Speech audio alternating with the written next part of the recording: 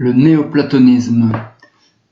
Souvent, cette doctrine est présentée de façon objective et historique sur Wikipédia et des sites de ce genre. Je vais essayer ici d'en donner une présentation plus vivante, qui ne s'attardera pas aux détails, mais qui essaiera d'aller au cœur de la doctrine, au nerf, qui essaiera de faire voir ce que cette activité a d'actuel encore aujourd'hui. Donc ça ne dispense pas d'aller voir sur Wikipédia les informations complémentaires, mais ça propose une présentation complémentaire. Alors je pense qu'une bonne façon de présenter cette activité, c'est de raconter une histoire, l'histoire d'un néoplatonicien célèbre, enfin, en tout cas c'est le néoplatonicien significatif. Alors j'ai dû choisir entre des dizaines, parce que Wikipédia ils prennent plutôt le plus génial, mais il y a aussi des néoplatoniciens qui sont connus, qui sont originaux, moins originaux. Mais finalement, j'ai fait un choix un peu arbitraire. J'ai choisi de parler d'un néoplatonicien qui a eu beaucoup d'influence, même si, au point de vue des idées, il n'avait rien du tout d'original. Nous sommes à Rome. Le roi, c'est Théodoric, le roi des Ostrogoths, au VIe siècle. C'est une période qui est une sorte de Moyen-Âge, dans le sens que c'est entre deux grandes périodes. On n'est pas encore à Charlemagne et on n'est plus non plus à l'Empire romain. C'est une période de transition où les grandes pages de l'histoire ne peuvent pas être écrites à cette époque-là, mais où beaucoup de choses quand même peuvent se jouer et où les personnes qui ont du caractère peuvent se faire remarquer.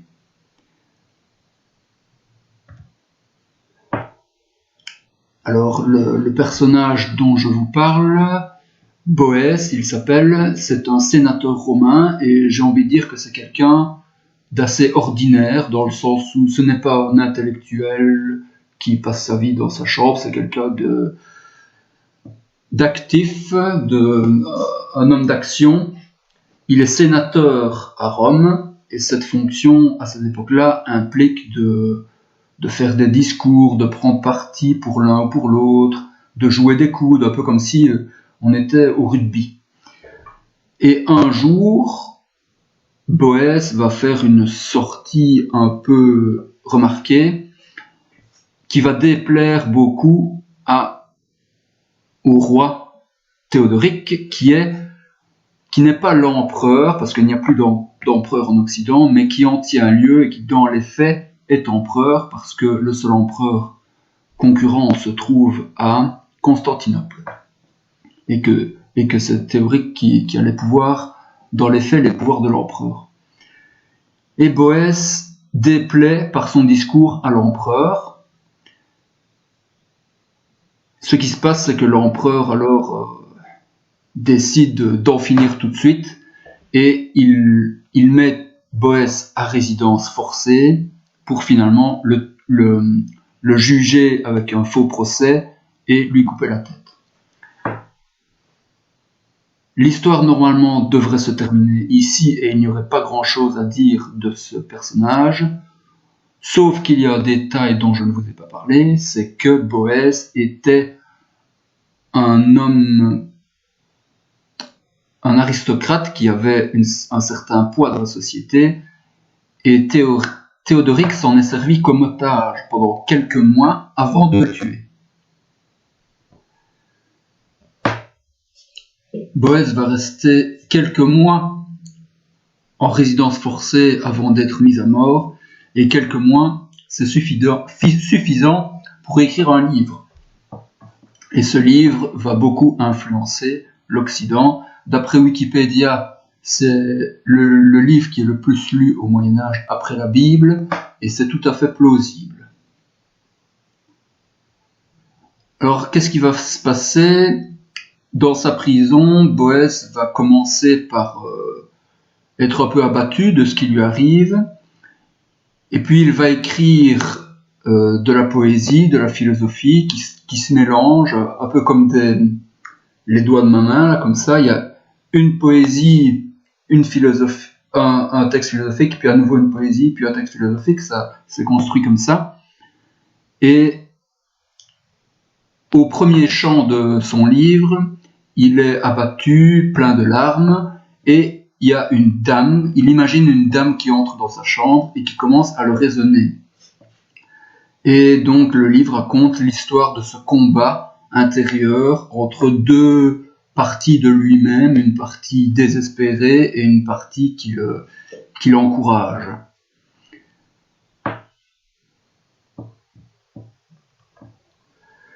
Alors je vous donne ici les premiers mots du livre qui illustrent le propos.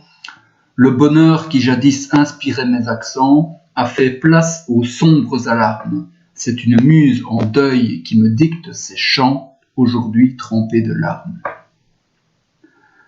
Et donc là-dessus, la déesse arrive, commence à parler avec lui et commence à lui changer les idées, d'abord en le faisant réfléchir sur lui-même, sur la connaissance de lui-même, et puis à partir de là, sur la connaissance de l'univers et sur les lois de l'univers. Je vous donne un autre extrait qui est issu à peu près du milieu du livre pour vous montrer le changement de ton qui opère déjà après quelques dizaines de pages. Voilà, donc c'est un poème à nouveau qui commence comme ceci. Je veux te chanter, puissante nature, guidée par ta main tout marche à son but, par des lois d'airain ta prudence assure, du monde asservi, l'ordre et le salut. Donc ces 5 livres, donc c'est un seul livre mais qui est divisé en 5 livres, comme si c'était 5 chapitres. Ces 5 livres n'ont pas d'idée originale, mais ils sont très influents. Ça, c'est assez paradoxal d'ailleurs. Pourquoi est-ce qu'ils sont influents comme ça?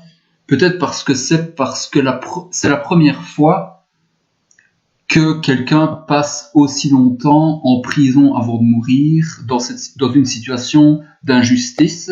Il y a déjà eu le thème qui a été traité par d'autres, déjà dans la Bible avec le livre de Job, et puis il y a Socrate, qui sont connus pour se défendre dans une situation d'injustice et s'émerveiller, profiter de cette situation d'injustice pour s'émerveiller de façon nouvelle face aux lois de la nature. Mais ici, voilà, ça prend plusieurs mois et c'est assez touchant point de vue biographique. Et il a eu beaucoup d'influence parce qu'il a beaucoup été traduit et beaucoup été recopié au Moyen-Âge. Et il a eu de l'influence sur Saint Benoît, qui était le fondateur des moines de l'Occident. La règle de Saint Benoît a essaimé dans toute l'Europe grâce à Charlemagne. Voilà, ça donne un indice de par où ce livre est devenu célèbre. Et je lance une petite idée ici. Pourquoi est-ce qu'il est encore si peu connu aujourd'hui? Est-ce que c'est parce que c'est un mauvais livre, un livre dépassé? Et je vais avancer l'idée que c'est plutôt le contraire, parce que c'est un bon livre, mais qui dérange certaines personnes. Certaines personnes n'ont pas intérêt à voir cette activité trop se propager. Qu'est-ce que le néoplatonisme? Donc Boès est un néoplatonicien, il y a 2 définitions. Alors il existe du néoplatonisme 2 définitions, une étroite et une large. La définition étroite, c'est celle dont on parle dans les dictionnaires. Il s'agit de déterminer un mouvement historique qui a un début, une fin et qui comprend un certain nombre de caractéristiques. On décrit ça, le néoplatonisme, comme si c'était un objet ancien. Et on remarque que tel est néoplatonicien parce qu'on retrouve les mêmes idées qu'il a recopiées d'un père spirituel ou d'un livre. Donc on a une idée de l'histoire qui est comme un arbre, et le néoplatonisme est une branche de l'arbre. Et la signification large, Cela consiste à considérer le néoplatonisme plutôt comme une activité qui refleurit de siècle en siècle et qui n'est pas liée à des contenus doctrinaux très précis. Il s'agit plutôt de penseurs ou d'hommes d'action qui découvrent dans leur vie et dans leur propre pensée une pensée qui, en fait, existait déjà avant eux. Et j'ai mis ici, donc à gauche, un arbre qui représente la façon historique de voir, et à droite, la signification plutôt géographique, plutôt que temporelle. Ici, on est géographique, qui considère donc que les pensées se répètent de siècle en siècle sans forcément venir l'une de l'autre. Et j'ai décrit la pyramide parce que je pense que c'est une idée qui résume le néoplatonisme.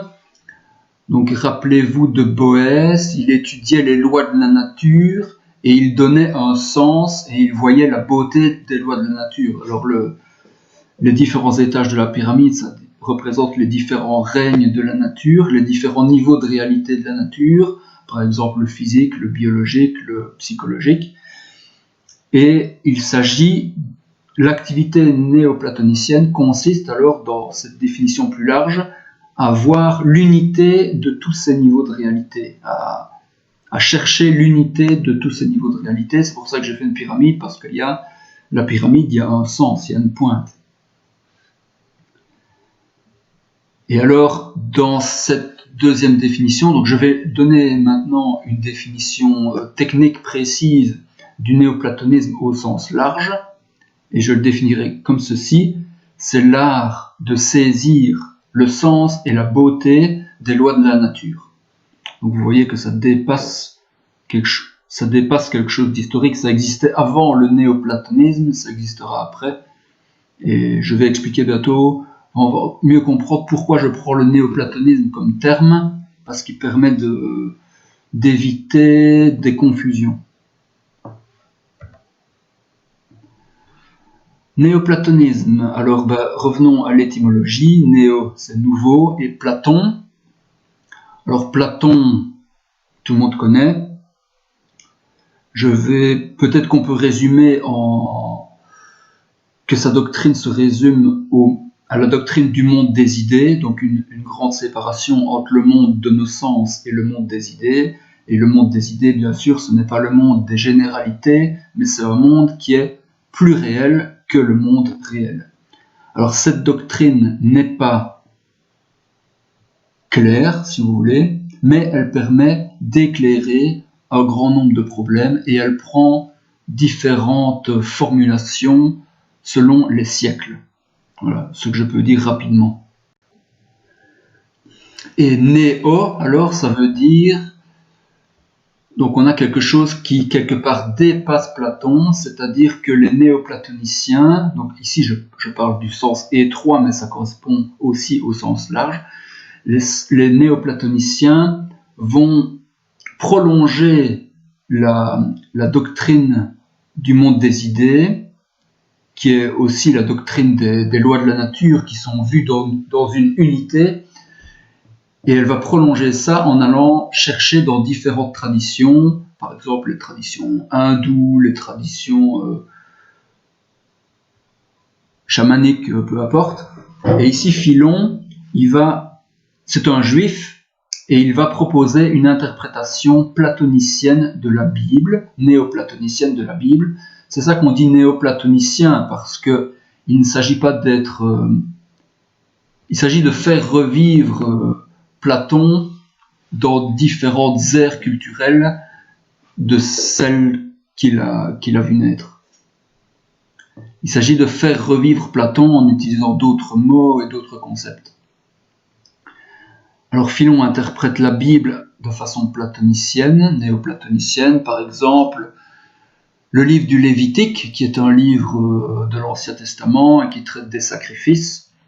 Philon va en faire tout un traité et il ramène tout à des lois de la nature qu'il a observées. On pourrait dire la loi du karma. Par exemple, si la Bible demande de sacrifier un bœuf pour obtenir la paix avec Dieu, ben Philon dira oui, bien sûr, le bœuf, ça veut dire la colère, et donc je sacrifie un bœuf, c'est-à-dire je refuse de me mettre en colère, et ça m'apporte la paix, par exemple. Voilà, des choses comme ça, mais il en fait des pages, et c'est génial.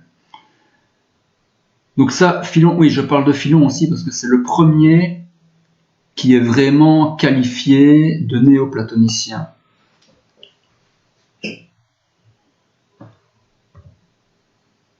Alors le néoplatonisme au sens large, il est lié à beaucoup d'autres disciplines. En fait, c'est même pas, c'est juste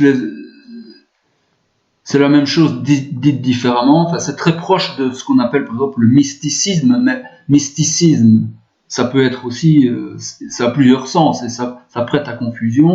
Initiation aussi, ça prête à confusion. Transdisciplinarité, c'est plus précis. Tout ça, c'est des passerelles vers le néoplatonisme.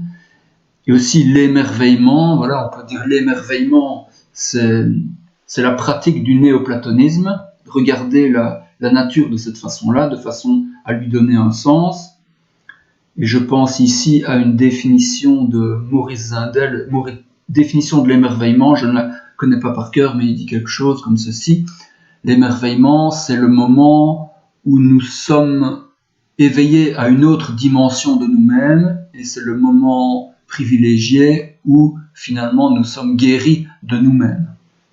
Voilà, voilà, on touche vraiment au cœur du néoplatonisme avec ce genre de phrase.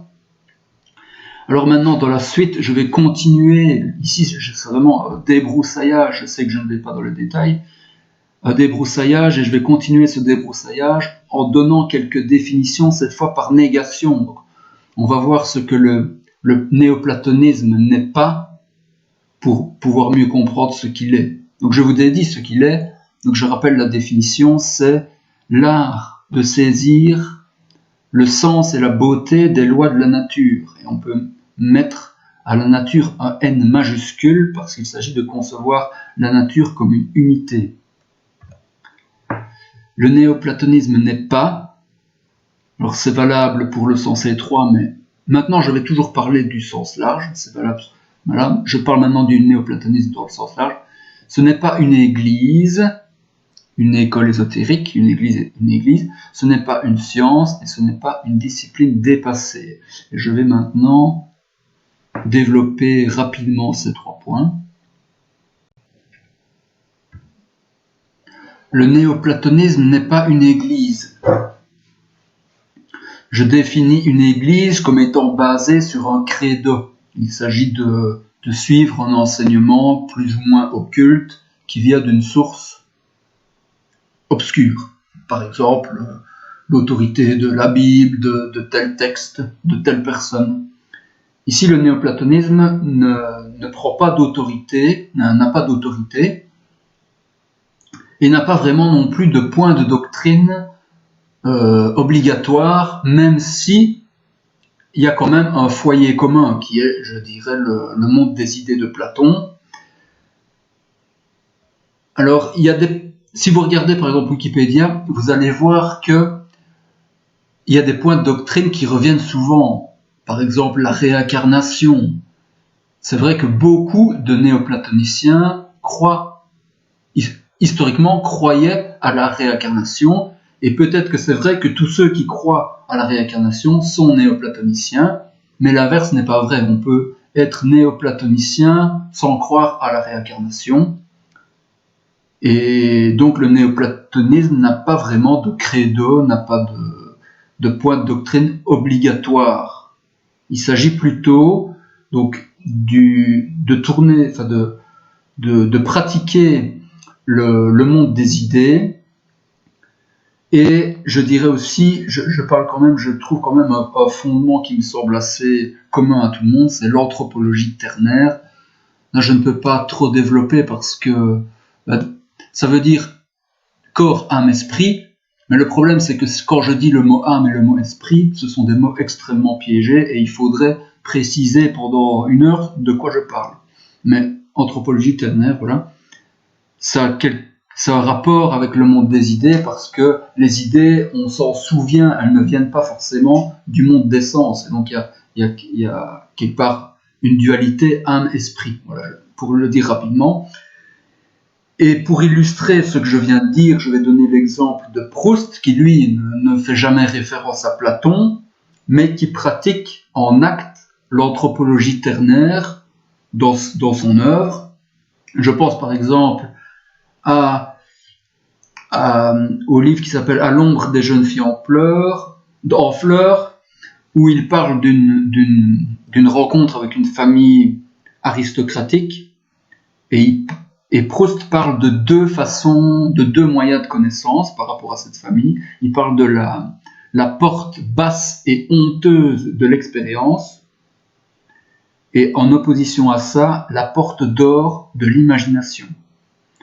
Donc il s'agit, voilà, si on creuse une imagination, voilà, qu'est-ce qu'il entend par imagination? Quelque chose qui ne vient pas de l'expérience, mais qui est plus précieux que l'expérience. Voilà, on est là dans l'anthropologie ternaire, mais c'est pour vous illustrer que Proust n'a rien à voir avec la réincarnation, mais qu'il tombe dedans, il tombe dans l'anthropologie ternaire comme naturellement. C'est sans doute quelque chose de naturel à l'être humain. Deuxièmement, le néoplatonisme n'est pas une science. Là aussi, je dois aller quand même vite. Voilà, quand je dis que ce n'est pas une science, je fais référence à la science moderne.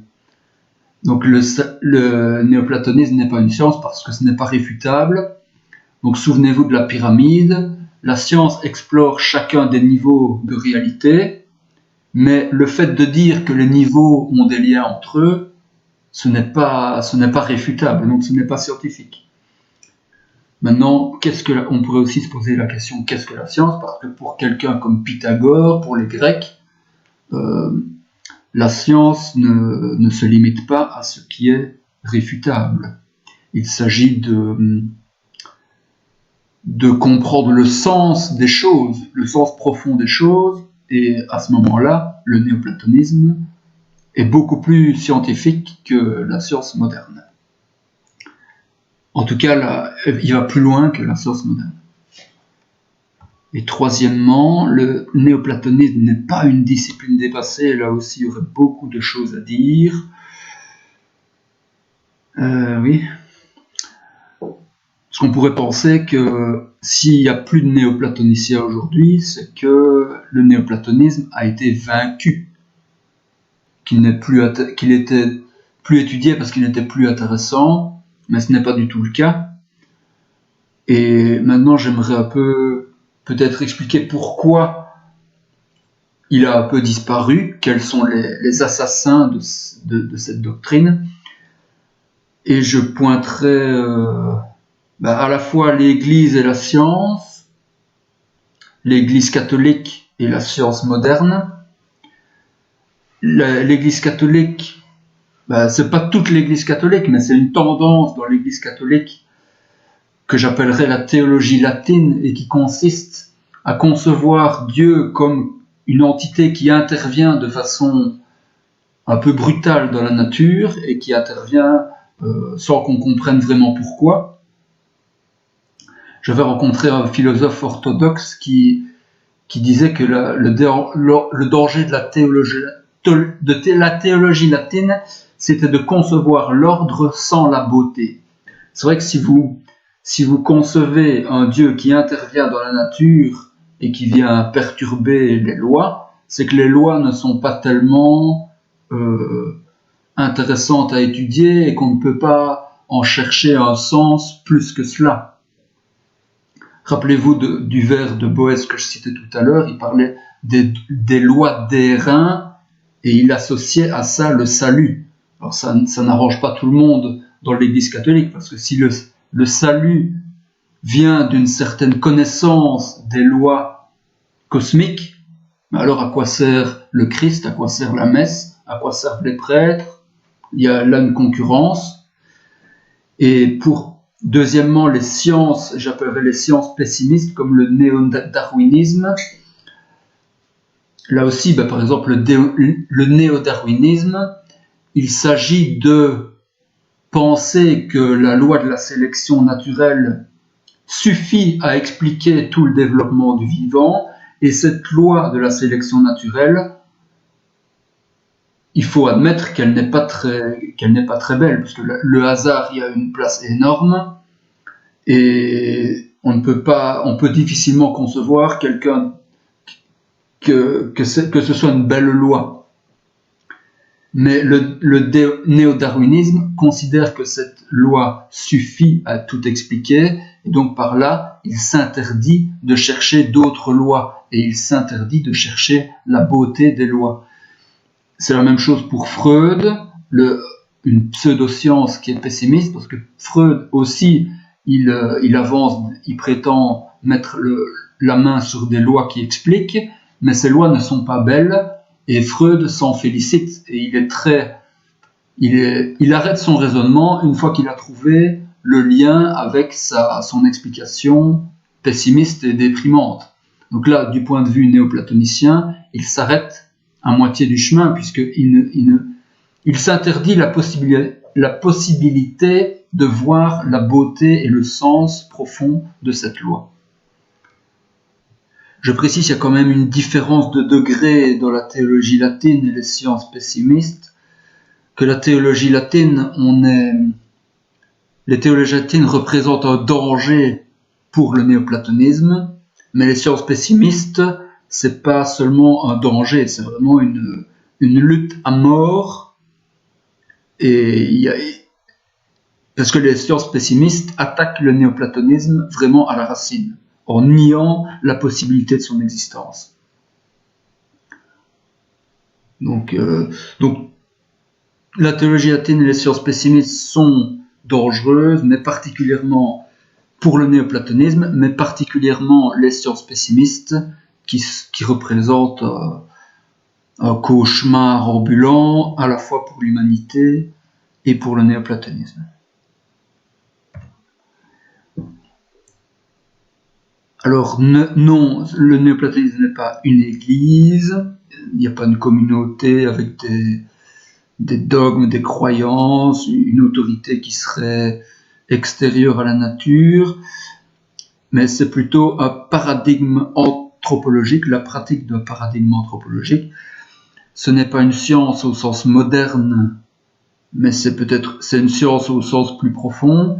Ce n'est pas une science au sens moderne, mais c'est plutôt un mensonge contrôlé. J'appelle ça pour marquer la distinction. N'est pas une discipline dépassée, mais très actuelle, avec notamment l'apport de toutes les nouvelles sciences qui nous permettent de sortir d'un déterminisme qui nous asphyxiait. J'ai terminé ma présentation, j'espère que c'était compréhensible et assez rapide. Je peux vous mettre en lien un moyen de me donner votre adresse mail, comme ça vous êtes au courant de mes activités de néoplatonicien. Je vais aussi mettre éventuellement quelques commentaires, quelques liens vers des auteurs qui pourraient vous intéresser et vous permettre de prolonger la réflexion. Je vous souhaite une bonne journée.